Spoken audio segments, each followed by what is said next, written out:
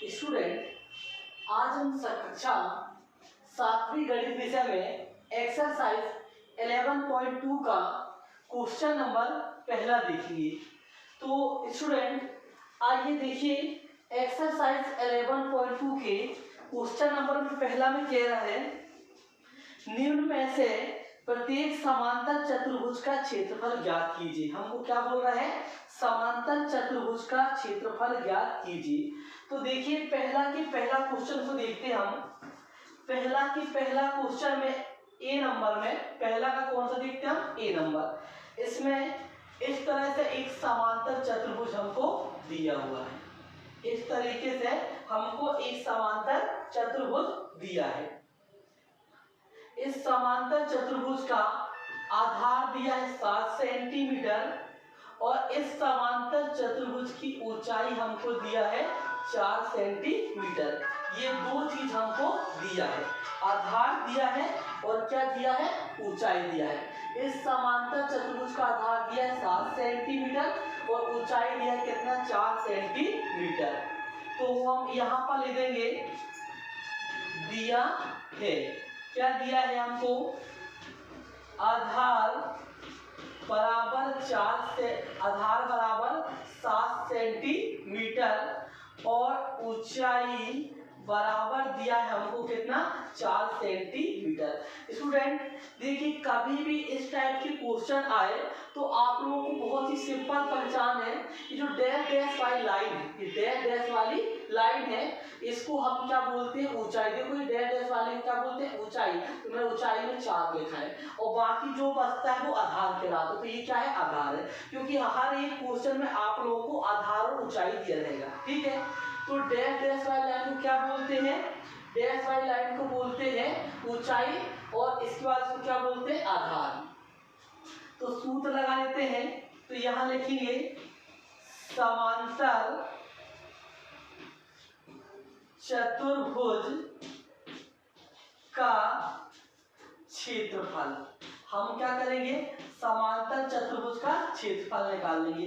तो लिखेंगे समांतर चतुर्भुज का क्षेत्रफल और इसका सूत्र होता है आधार गुणा ऊंचाई।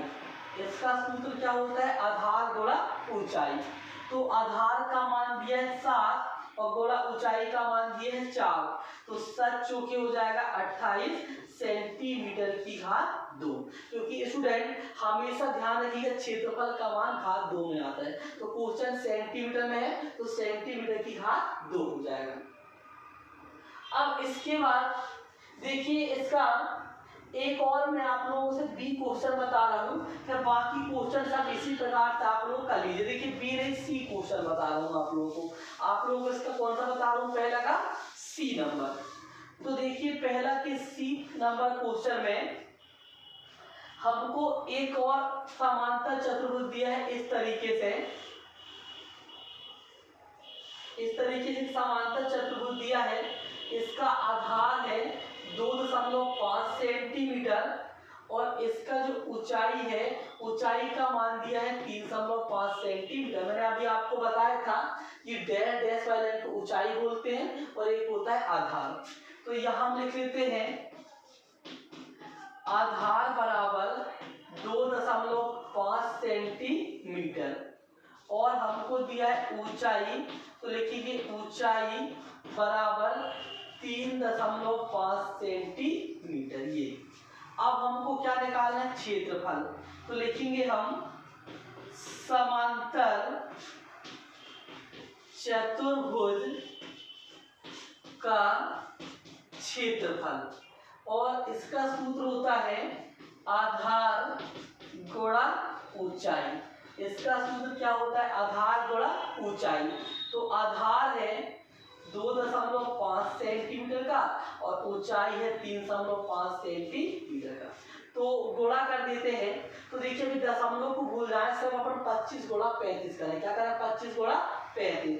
तो देखिए, 25 पंच होता है 125 की 5 हासिल में 12 25 या 75, 75 और 12 होता है 87, दशमलव यहाँ एक और यहाँ दो, एक केवल दो के पहले, तो हो जाएगा 8.75 और सेंटीमीटर से सेंटीमीटर की घात 2, 8.75 सेंटीमीटर की घात 2 हो जाएगा। अब इसके बाद स्टूडेंट आते हैं इसके क्वेश्चन नंबर दूसरा में। क्वेश्चन नंबर पहला के बाद हम देखेंगे इसका क्वेश्चन नंबर दूसरा। तो दूसरा के हम सबसे पहले क्या देखते हैं, ए नंबर। तो देखिए क्वेश्चन नंबर दूसरा में क्या बोल रहा है, निम्नलिखित में प्रत्येक त्रिभुज का क्षेत्रफल ज्ञात कीजिए। अब हमको काय का क्षेत्रफल निकालना है स्टूडेंट, त्रिभुज का क्षेत्रफल। तो आइए देखते हैं त्रिभुज का क्षेत्रफल कैसे निकालते हैं। हमको निकालना है त्रिभुज का क्षेत्रफल। तो देखिए जैसे पहला में दिया है त्रिभुज, एक ए नंबर में त्रिभुज बना है, इस तरह के से क्या बना हुआ है, त्रिभुज। इस त्रिभुज का आधार है 4 सेंटीमीटर और इस त्रिभुज की ऊंचाई है कितना, 3 सेंटीमीटर। ये क्या है, ऊंचाई दिया है 3 सेंटीमीटर। हमेशा डैश डैश वाली लाइन क्या होता है, ऊंचाई होता है। तो यहां ले देंगे हम आधार बराबर 4 सेंटीमीटर और ऊंचाई बराबर है 3 सेंटीमीटर। तो हम क्या निकाल देते हैं, त्रिभुज का क्षेत्रफल। तो लिखेंगे त्रिभुज का क्षेत्रफल और बराबर सूत्र होता है 1/2 गुणा आधार गुणा ऊंचाई। त्रिभुज का क्षेत्रफल का सूत्र क्या होता है, 1/2 गुणा आधार गुणा ऊंचाई। तो 1/2 गुणा आधार का मान 4 और ऊंचाई का मान कितना, 3। तो काट देंगे, 2 एकम 2, 2 दूनी 4। तो स्टूडेंट कितना आएगा, 2 3 6, तो देखिए 6 सेंटीमीटर की घात 2।